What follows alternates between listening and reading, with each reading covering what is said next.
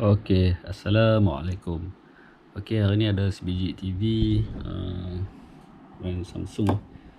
Problem dia backlight So macam mana yang kata problem backlight, bila kita suluh dia ada tulisan kat sini. Kita boleh nampak bila kita suluh. Okey, bila padam torchlight ni kita nampak gelap, maknanya backlight dah rosak. So kita boleh start buka cover dengan tukar backlight baru lah. Okay.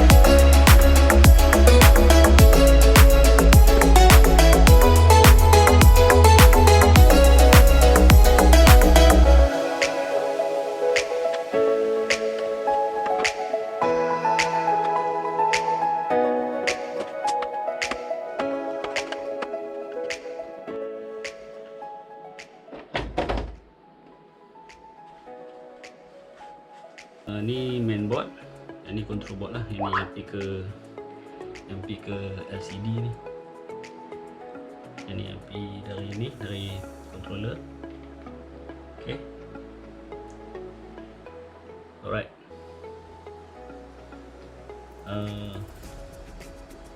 So kita kena pusing untuk buka dia punya screen dulu, baru boleh buka backlight. Okay. Okay, untuk buka screen kita buka dulu ribbon ni. Sebab ni dia semua panel ni semua melekat dengan screen ni. Macam ni boleh cabut lah. So nak buka ribbon, tarik ni lah.